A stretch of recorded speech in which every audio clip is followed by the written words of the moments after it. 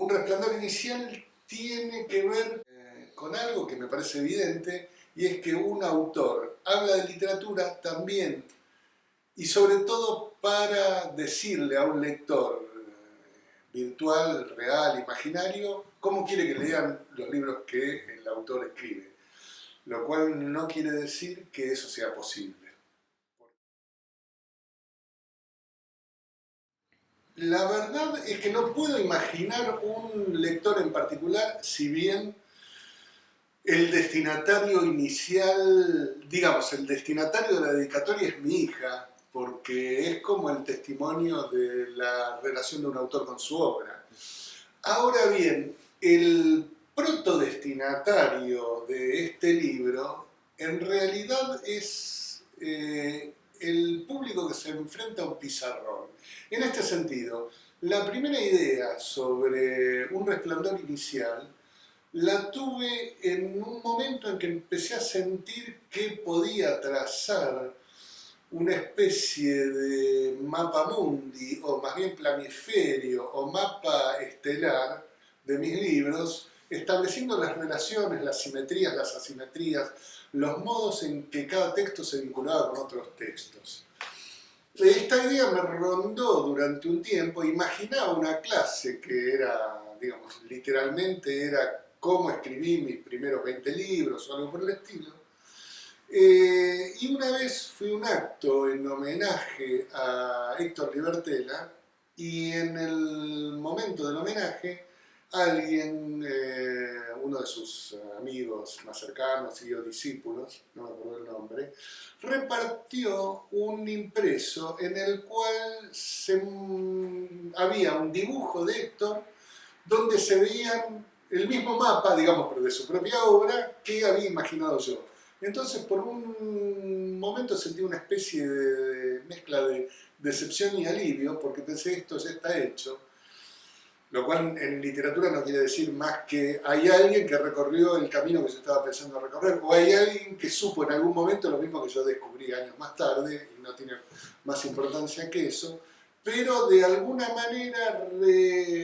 convirtió mi idea inicial de una charla o una clase en un proyecto de libro. Y lo que fui descubriendo, que no lo tenía pensado de antemano, era lo que en el fondo constituye la estructura y el esqueleto del libro, que es la relación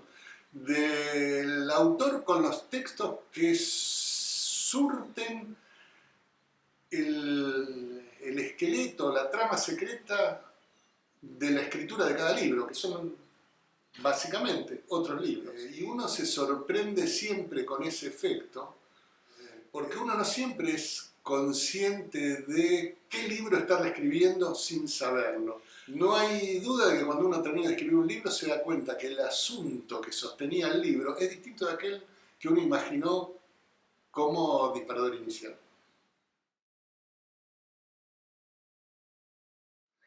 Yo casi siempre supe que iba a ser escritor, pero nunca imaginé qué clase de escritor iba a ser, ni cuál iba a ser mi zona o cuáles iban a ser mis zonas, que yo veo a lo largo del tiempo que van de alguna manera mutando, abriéndose y también combinándose. Por lo tanto, no puedo dar más que respuestas provisorias. ¿Qué escritor soy? Bueno, soy un autor al que le interesan los mundos imaginarios, que no es en absoluto insensible al modo en que el pensamiento filosófico, por ejemplo, articula posibilidades literarias, lo cual es una enseñanza de Borges, ¿no? Mi libro empieza con una exaltación de las políticas de Estado que permitieron que un escritor a cargo de la Biblioteca Nacional comprara los libros que él necesitaba para escribir lo que escribía, es decir, Borges. Bien, a diferencia de Borges, yo soy más bien refractario a la posibilidad de expandirme, no solo de apropiarme, sino de expandirme en el pensamiento filosófico, porque yo compro libros de filosofía, sobre todo cuando los títulos son raros, eso me fascina. Si yo leo proslogión o monadología, yo tengo que comprar ese libro, bien, Ahora, una vez que empiezo a leer el libro y voy al filósofo, me doy cuenta que me conviene empezar con el prólogo, porque realmente el pensamiento del autor es un poco cerrado para mí, me permite ensoñarme, me permite perderme, pero me permite perderme a nivel de la frase. Esto en una zona que tiene que ver con el pensamiento filosófico, político, social, en los discursos sobre la sociedad, el Estado, el futuro, y dentro de eso incluyo la religión, la teología.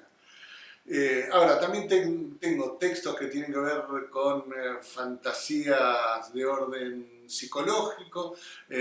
textos de autoficción, digamos, me parece, y novelas de aventuras, verdaderas o falsas. Ingreso en universos y sociedades de las que lo desconozco todo. Por lo tanto, diría, para resumir y no aburrir al sufrido lector, que soy un autor de intereses múltiples y cambiantes y descubro tarde las zonas de repetición.